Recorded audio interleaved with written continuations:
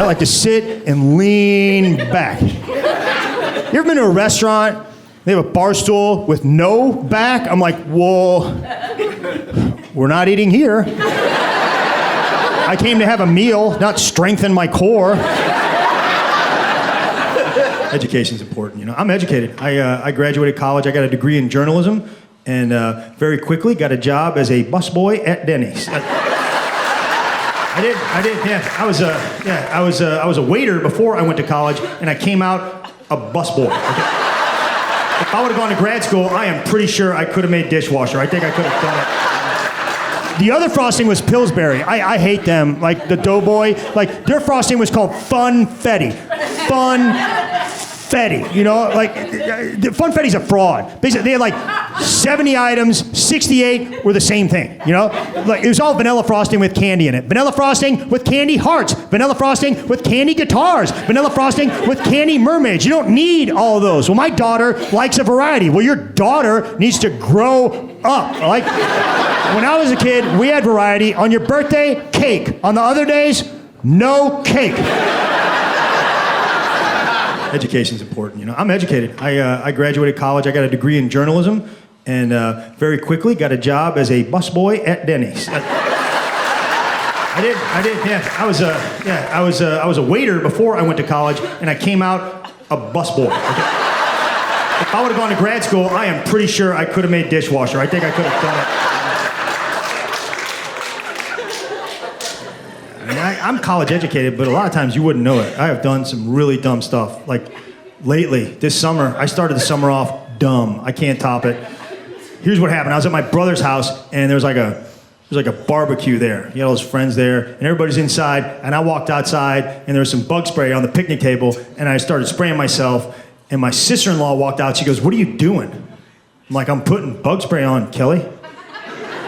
She goes, "No." I'm like, "I'll pay for my part of the bug spray if it's a problem, Kelly." She goes, "That's not bug spray." I'm like, "What is it?" She goes, "That's the fogger." I'm like, "What's the fogger?" If you guys don't know what the fogger is, it's this thing where like one person puts on a hazmat suit, they evacuate the area, they spray the back lawn with the fogger, and then bugs die for a 55-mile radius. I put it on my face, all right? Like, a lot got in my mouth, so I have 6 months to live.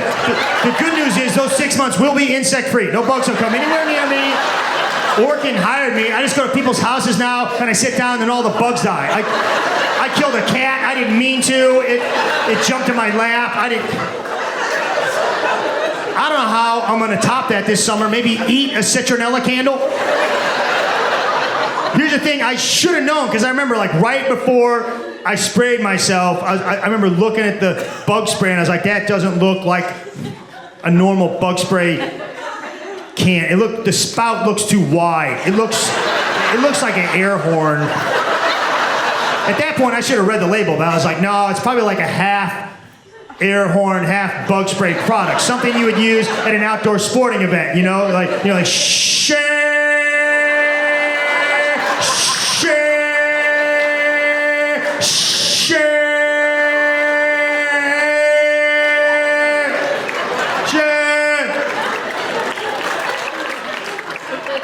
That's the dumbest thing I've done. Now, the dumbest thing I said, I was at my friend's house, and I was in the bathroom, and there's this painting in the bathroom, and in the bottom left-hand corner, it had these pencil markings. It said 23/100. That means that's the 23rd print that they made of that painting in a series of 100. The people at the party had to tell me that, because I walked outside and I said, "Hey, I like that painting in your bathroom. I don't know why the teacher gave that guy 23 out of 100. I would have given him like a 98. I mean, yeah, sure, the sun is off center, but you don't take off 77 points for something like that." But we introduced the greatest thing ever to happen in the shortening and oil category, Crisco sticks. It was a big deal. It was a very big deal. Basically, we took shortening and we put it in the form of a stick of butter. We wrapped it in foil. We put tablespoon markings on it so you could cut it instead of getting a measuring cup all greasy. And people were like, "Greg, with all that extra packaging, it probably costs way more per ounce." I was like, way more. let's be honest, though, you're eating shortening, okay? You do not have a lot of time left on this earth. Like, spend your money. Bake a cake and put cigarettes in it instead of candles. It doesn't matter.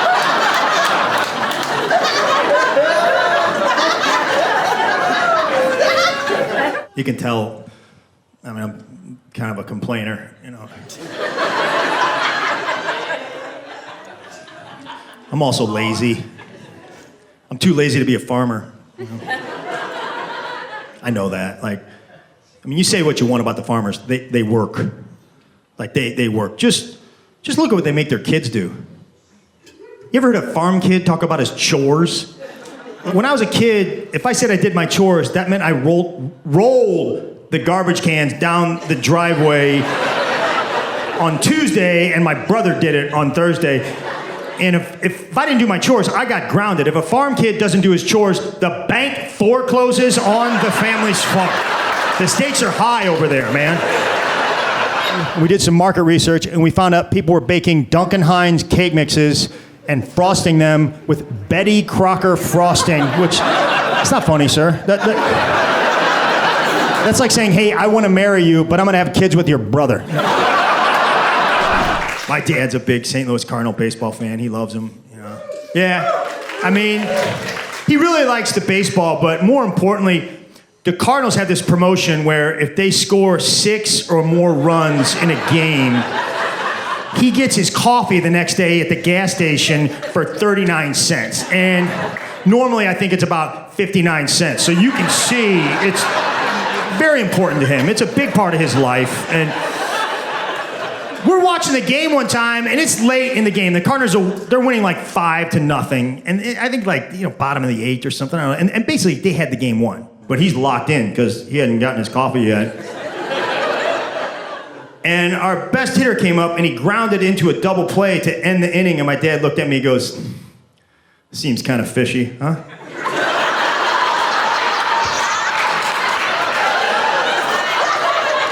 Yeah, they're point shaving, Dad. They're point shaving, yeah.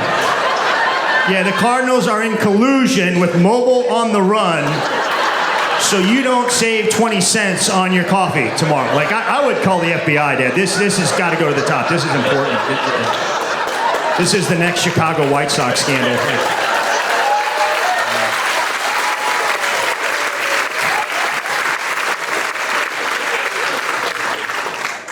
Yeah, my dad, he was a high school wrestling coach. He was my wrestling coach in high school. It was pretty cool because I was like one of the only white guys on the team, and so when your first day of high school, when you're a freshman, you're really nervous and scared. I wasn't, because I knew all the guys on the wrestling team from my dad. I knew Byron Blasingame. He was the toughest guy in the whole school. And he was cool to me. He was really nice to me. Every time he'd see me in the hallway, he'd go, Lil Warren, where your daddy at?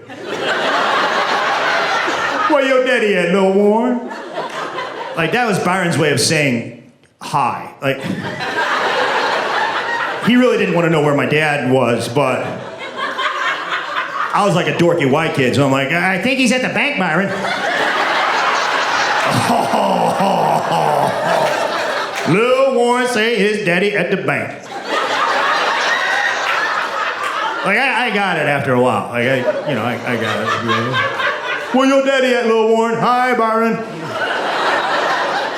Thank God later, like, he really didn't need to know where my dad was. Like, in an emergency, Lil Warren, the gym on fire. Where your daddy at? Where your daddy at, Byron? But I want more from my insurance company. First of all, they say they're going to send you an insurance card. Stop calling it a card. It's a piece of paper, okay? I want a card. $3,500 I gave you guys last year. You can afford to send me a card. At least laminate the card. The library laminates their cards. I don't think the whole library system made $3,500 last year. They don't send you a card. They send you a piece of paper, and it's got a dotted line on it with a picture of a scissors. No, you cut it. I'm not cutting it. Not for $3,500. You can hire a couple of cutters up there for that kind of money. And if I do cut it, I'm not cutting on that stupid line. I'll cut whatever shape happens to come out. The cop's gonna be like, can I see your insurance? Swan? Is that a swan? Is that what that is, sir? Did you make a swan, son?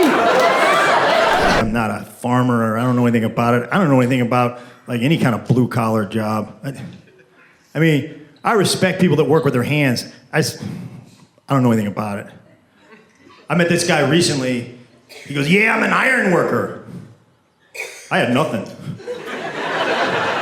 I go, that's just sturdy metal. Done some work with aluminum, foil mostly. Wrapping snacks and stuff like that. You guys got a foil over there and iron? No? My dad was a wrestling coach. That's a blue-collar job. My grandpa was a butcher, very blue-collar. I don't know past that. I'm not a big ancestry guy. I mean, I got ancestors. I just don't. I mean, I know my parents. I just don't go that far back. Everybody else is into it, all these Ancestry.com commercials, just some woman. I thought my whole life I was Norwegian. It turns out I'm Chinese.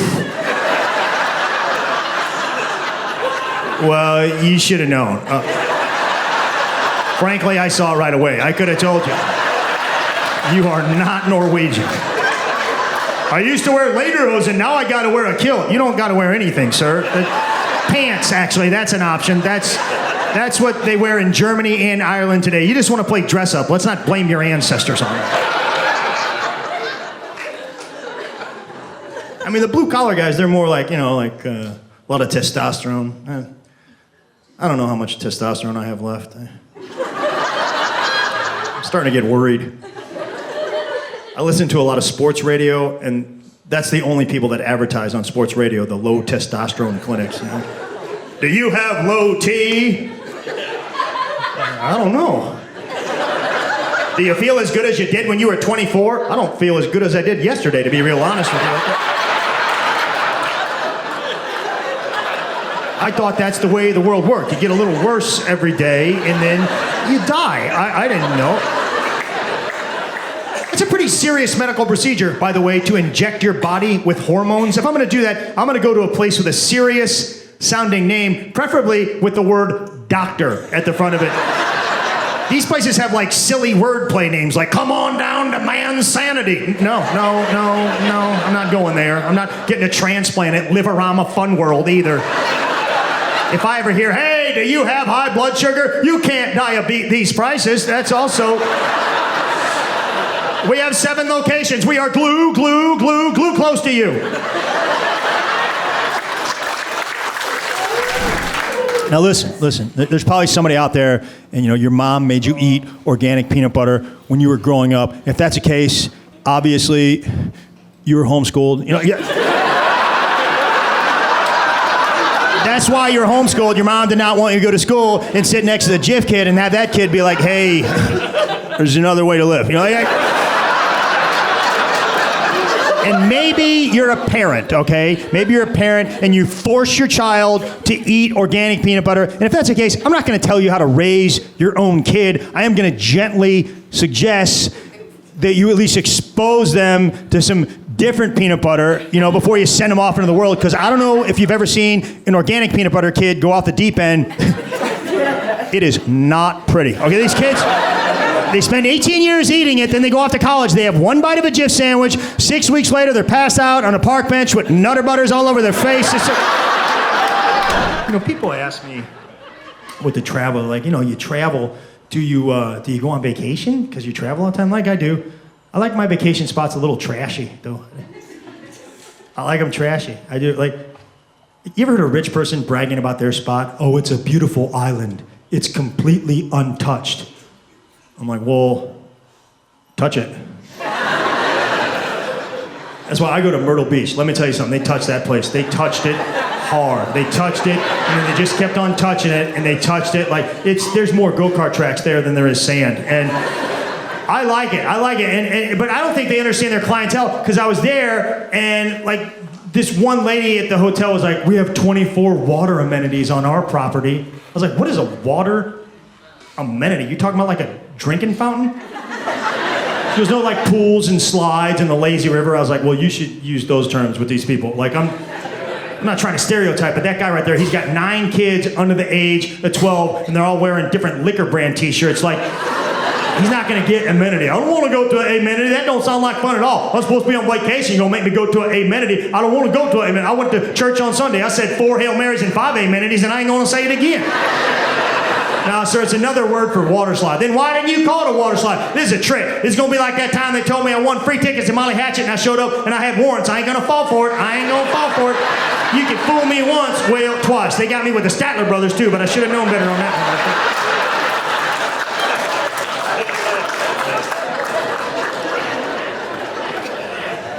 one. I went on one trip that wasn't trashy, one vacation spot. It was Bermuda. Yeah, you should go. It's beautiful. It's also the shipwreck capital of the world. I guess like 500 years ago, there was some pretty bad ship drivers down there.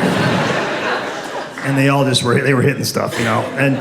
And they all sank, and they're still down there. You can just swim around and look at them, and I did, but I felt guilty. You know, like, I'm on vacation, look at the worst mistakes somebody made in their life.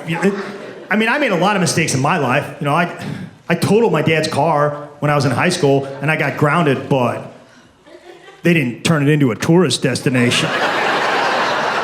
If they did, I know who the tour guide would be. My dad.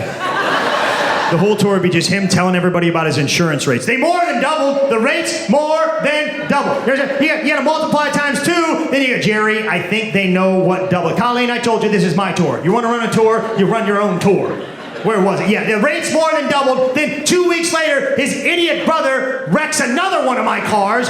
Gary Lake calls me. He's been my insurance agent for 40 years. He said, Jerry, we got to drop him. You understand me? Drop me. I had the same guy for Jerry, I think they know what it means to be dropped. Colleen, I told you this is my tour. Not like you never made any mistakes in your life. I made 2 mistakes in my life, and neither one of those idiots can drive. Pringles is a great product. We introduced it in 1968. It came out strong. And then the government got involved. They said, hey, you're not made of 100% potatoes. You're made up of corn and soy and wheat and potatoes. You can't call yourself potato chips. You have to call yourself potato crisps. And people are like, yeah, we still like them. You know, and the government was like, you know, they're not made of 100% potatoes. And people were like, yeah, we kind of figured that when they were uniformly stacked on top of each other in the perfect shape of a horse saddle. You know those gummy orange slice candies? Not real oranges. We figured that out.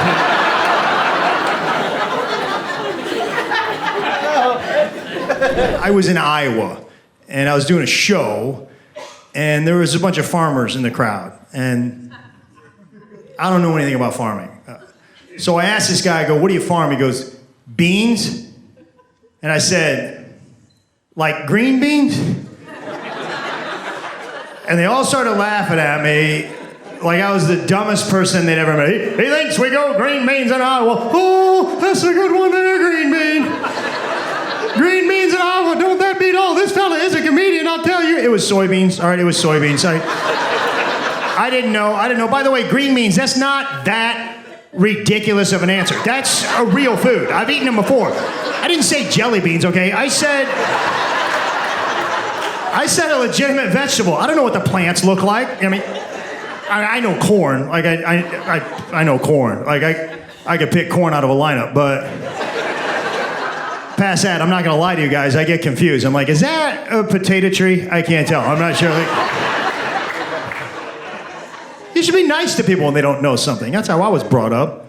You know, I live in the suburbs of St. Louis. I hope one of those farm guys comes to the suburbs sometime. Maybe I won't be so nice to him. I'll take him and do like some, you know, suburb stuff or whatever. I'll take him to the Texas Roadhouse. He won't know what to do there. Where's the bowl for the peanut shells? You throw them on the floor, dummy. Ah, ha, ha. You don't know what to do in the suburbs, you stupid bean picker. I'll take him to Starbucks. I'll take a large coffee. It's called Venti here. Venti, dirt digger. Don't be ordering beans either. They got beans here, but they're coffee beans. Arabica, Robusta, no soy. Then the barista will be like, well, technically, we have soybeans in soy lattes. And I'll be like, you shut your mouth, hippie. All right, you don't take sides against your own kind. We're on the same team.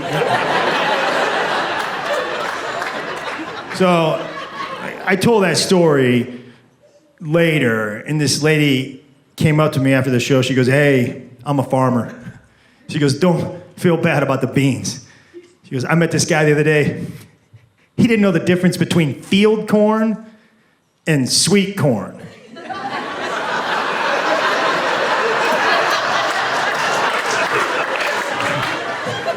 Ha ha ha ha. What a dummy. Yeah, you know how earlier when I said I know corn, I don't. They're like, there's two different kinds. I'm like, yeah, on the cob and not on the cob. They're like, no, it's field and sweet. I'm like, oh, sweet. You're talking about kettle corn. I've had it. Yeah. So if you don't know the difference between field corn and sweet corn, field corn, that's what they grind up and they feed to the animals. And sweet corn, that's what we eat. And once they explain it, it's very easy to remember because field corn is grown in a field, whereas sweet corn is grown in a field. So you can see these farmers make it real easy to understand their stuff. When I was in Iowa, I went to the restaurant, and on the front page of the menu, it said, we make our own ketchups. They were bragging about their homemade ketchup. Honestly, I'm not sure that I knew ketchup was made. I think I thought that was an element. I thought that was K on the periodic table. It turns out that's potassium, which makes no sense at all. There's not even a K in that word. What, now you're gonna tell me RN is not for ranch dressing? Why don't you take a science class? I tried one of their homemade ketchups. It was not good. Now, granted, I think it was field ketchup, but... When I was in college, I worked at a comedy club, okay? And it was owned by this guy named Freddie DeMarco. He was 100% New York Italian, and he owned a bar in the middle of Missouri. It seemed a little witness protection type stuff, but you know, nobody asked questions. Freddie was good to me. He treated me like a son. He was a mentor to me. In my senior year of college, I went to him. I said, Fred, I think when I graduate, I want to be a stand-up comedian. He's like, Craig, I don't know, man. You're a wrestler, man. You're a wrestler. You know, like comedy and wrestling, Greg, they're very different things. I'm like, yeah, Fred, I wasn't planning on wrestling the audience. Like, let me make a couple of calls, Greg. I can't promise you anything. I don't know. And then he did. He's a really cool guy. He set me up with a job in Chicago, and he was going to get me introduced in the Chicago club scene. But I told you guys, I took that job at Procter & Gamble. I chickened out, you know? And I had to tell Freddie. Like, Freddie, I took a job at Procter & Gamble. Greg, why would you do it? Man, you're going to be bored, Greg. I just fell asleep between the words Procter and Gamble. No, Fred, it's a good job. They're giving me a company car. Yeah, they're giving me a company car, right? That's how they trick you into being bored. You really want to sell soap the rest of your life? I'm like, I'm not selling soap. I'm actually selling peanut butter. Oh, why didn't you say so, Greg? I mean, that's an entirely different situation there. Here I think you're selling soap, but you're selling peanut butter. That's going to be a lot of excitement, Greg. I mean, think all the fun you're going to have with peanut butter. I mean, creamy one day, crunchy the next day. Greg, get in your company car and drive it off a cliff. At least you'll have 5 seconds of fun before you hit the ground. Here, come on. I worked there for 10 years, and I told you guys, I loved it. I told you guys I did, but I could never get comedy out of the back of my head, and one day I did a crazy thing. Like, I went into my boss's office, and I just quit. And Freddie was my first call, because I knew he was the only one that would understand. I go, Freddie, I did it. I quit P&G. I'm going full-time comedy. Craig, why would you do that? That's a good job, man. They gave you a company car. You said it was boring. I said that a long time ago, Greg. I mean, you're not a young guy now. I mean, your life's almost over. You're supposed to be bored, Greg. I mean, get a hobby. Play golf or something. You don't quit your job. I mean, comedy is a tough business, Greg. I mean, people don't need comedy, Greg. You know what they need? Peanut butter. Peanut butter. There's a lot of stability in peanut butter, Greg. I tell you what, use your head. I mean, come on. I still talk to Freddie probably twice a month. I love him, but I hear him every day in the back of my head. That's the voice. You guys have a voice when you mess something up? That's Freddie. When you regret something. I woke up the other day and I was like, I don't feel good. Yeah, of course you don't feel good, Greg. You ate an entire rotisserie chicken at 11:30 at night. You shoved the whole thing in your fat face in 6 minutes, Greg. I think you ate the rubber band that holds the legs together. I mean, come on. Greg, you get hungry, have a snack. Don't eat an entire barnyard animal. I mean, come on, Greg. Those things are made for a family of 5, not one man standing naked in the front of the refrigerator at 11:30 at night, shoving chickens into his fat face, rubbing chicken grease over God knows what. You make me sick. I hope you saved the wishbone. You're going to break it apart and wish you were somebody with self-respect.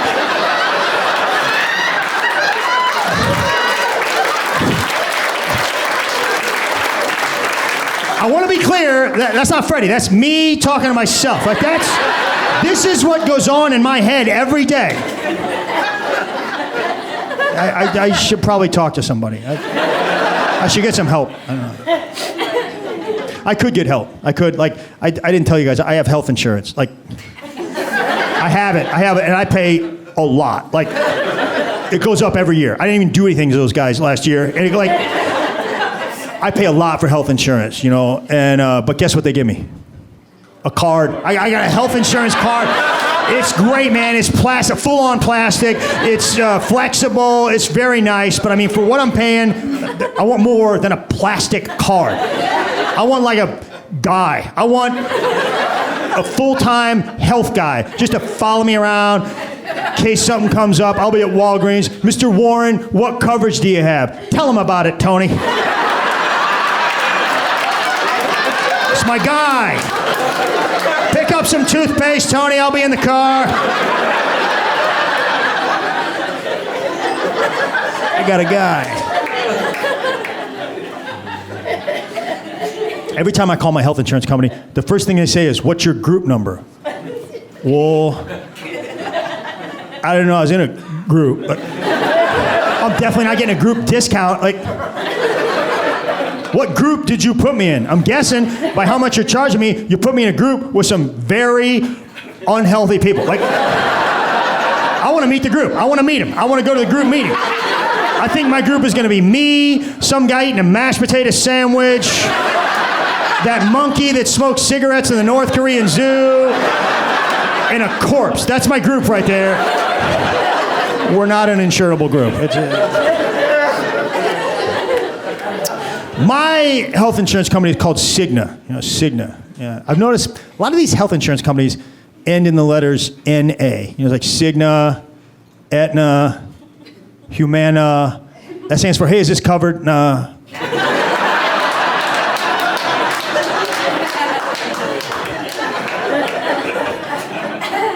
I have Cigna Bronze. That's my insurance package or whatever. That's my level.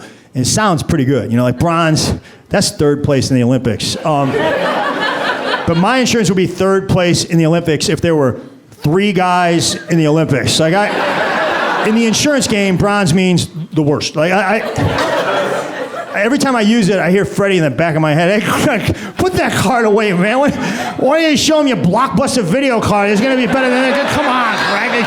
Yeah, you should have kept selling peanut butter. You might have silver."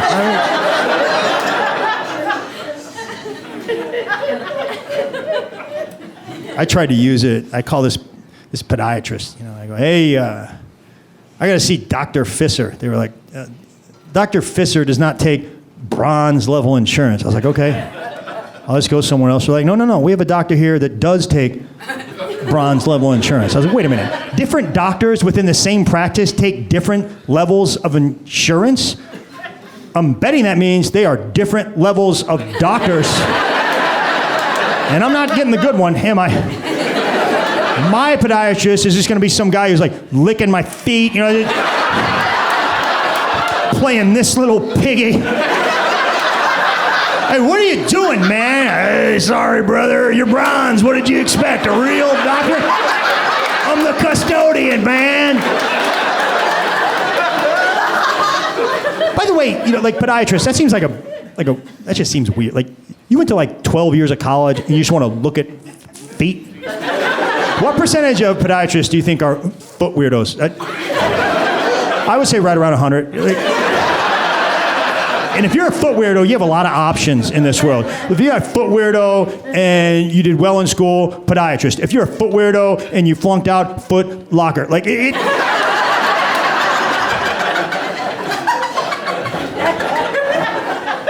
I talk about this stuff.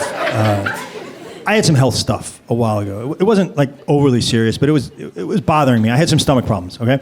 And I went to the doctor. It was a good doctor, and he gave me some pills, and it didn't work. And I went to like 2 more doctors. They gave me pills, gave me tests. Nothing worked. And I started getting depressed. And my friend was like, hey, you should go see a holistic doctor. I'm like, oh.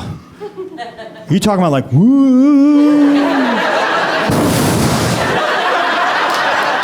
I'm not going to see a witch, okay? And then my stomach hurt for 6 more weeks, and I was like, I'm going to see the witch. And I went, and like I didn't know what to expect. I'd never been to a witch before. Right off the bat, it was different. She goes, call me by my first name. Call me Dr. Olivia. I was like, that does not sound official to me. Like if I was in court and I heard for the prosecution, District Attorney Randy, I'd be like, no, this guy is not a real prosecutor. But here's the thing, I'll call Dr. Olivia whatever she wants me to call her because she is a miracle worker, okay? She healed me. You want to go nicknames? What up, gut fixer? Like I love Dr. Olivia. She changed my life. Now I need to tell you, witches, they charge. Like she's expensive. Like witches charge, and I should have known because every time I walk in this place, there's like 3 pretty girls standing behind this nice desk. Greg Warren, it is so nice to see you. Oh, this is gonna cost me. Pretty girls being nice to you? That's usually very expensive. Like, I've been to the regular doctor. That is not how it works. You walk in, they slide the window open about a half an inch. Sit down, fill out the forms. If you have any questions, call your mama. You're like, oh. She doesn't sound nice or pretty. Like she sounds like a $12 copay. I can afford this.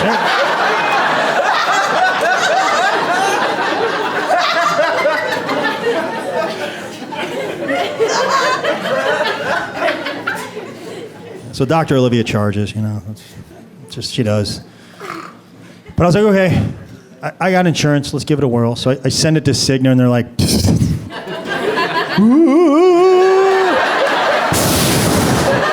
she's a witch. I'm like, she's a good witch, okay? She's like Stevie Nicks.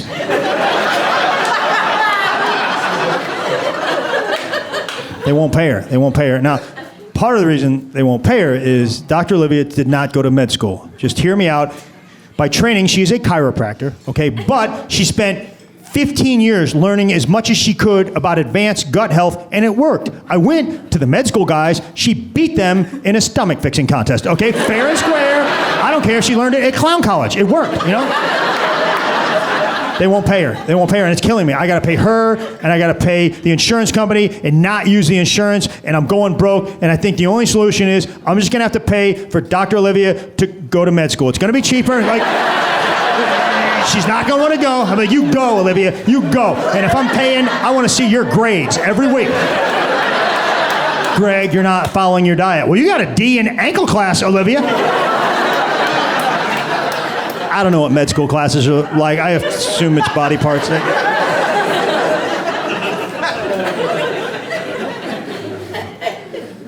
mean, here's the thing. I bet you in 20 years, they're going to pay for that stuff. The insurance company will catch up. It's like back in the day, they were probably like, anesthesiology? We don't pay for that. We pay for the pint of whiskey and the stick that you bite down on, and that's it.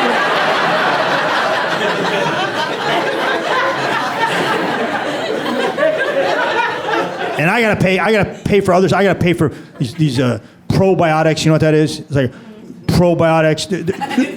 There's a war in my stomach between good bacteria and bad bacteria, and I'm sure you've heard wars cost money. And My good bacteria costs $100 a bottle. But here's the good news. Like I read the bottle. Each pill on the bottle contains 360 billion colony-forming units. So per colony, very affordable. I'm getting a deal. I'm getting a deal on these colonies. I tip her. Hey, here's an extra 50. Thanks for the colony. Okay, so you guys can tell I'm a big fan of holistic medicine now. I'm a believer, but I need to warn you, okay? Be careful. Like, holistic medicine encompasses a lot of stuff. Like over here, you have Dr. Olivia, proven stomach fixer, okay? Over here, you have some idiot on YouTube. Hey, if you get a cold, don't take cold medicine. Chop up some onions, chop up some garlic, wrap it around your feet with saran wrap, put a sock over it, go to bed, wake up, no cold. That's a real video, all right? And I did it.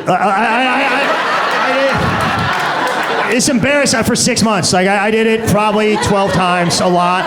It was, I know, I just got carried away, and like I travel every week. Okay, you know how hard it is to cut an onion with an ink pen in a hotel room. And the grocery stores close early. Like sometimes I'm doing a show late. I gotta go buy a bag of Funyuns at the hotel gift shop, crunch them up, and.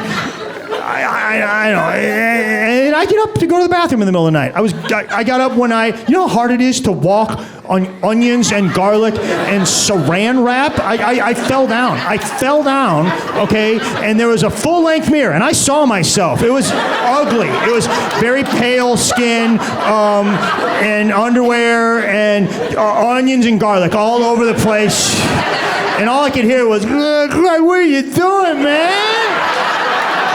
You're walking around with a soup starter kit on your feet. Not a farm guy. I'm a suburb guy. I'm a suburb guy. And you know, I think a lot of people say the suburbs is like a soft life. Like it's easy. It's not. It's tough. There's a lot of tough stuff. I had a problem at the Red Lobster the other day. It was serious. I mean, here's what happened. My waitress thought that I was poor. I'm not, okay? I'm not rich. I'm not gonna stand up here and brag to you guys about how much money I make, but let's just say I can walk into a Red Lobster and get whatever, okay? Like, I'm making that kind of cash. Like, I'm pulling that down. I'm not saying every day, but I'm saying 2-3 times a month I can walk in there, and I'm not looking at the prices, okay? And not just during Lobster Fest. I'm saying on a regular Tuesday, I'm doing fine. And I was wearing like my third best shirt. This is 6. I didn't look poor. Here's what happened. I go, I'll take the trout and I want some asparagus. She goes, oh, sir, asparagus is a premium side. I was like, what does that mean? It's real good? She goes, no, it's extra. I was like, how much? She goes, $1.29. I was like, I can swing it. I mean, I'm gonna have to call my guy. You know, we're gonna have to move some stuff around. Probably put off retirement for a couple years, but I want the asparagus. Matter of fact, I want 3 asparaguses, or three asparagus. What I'm trying to say is I can spare a guy, okay? I got plenty of guys. I'm gonna keep the girls, but you know. I don't like it when they tell you how many sides you can have at the restaurant. I went to this place, I go, I'll take the salmon, I want a baked potato, and I want a sir, you only get 1 side. I get however many sides I say I get. I'm a grown man, all right? I decide the sides. I'm the side decider. I'll make it rain sides up in here. I want all the sides. I want them all twice, okay? I want a baked potato twice. And I'm not talking about a twice baked potato. I want 2 baked potatoes side by side. I want a roast beef sandwich. Sir, that's not a side. Well, then you put it on the side. I call the shots. Yeah.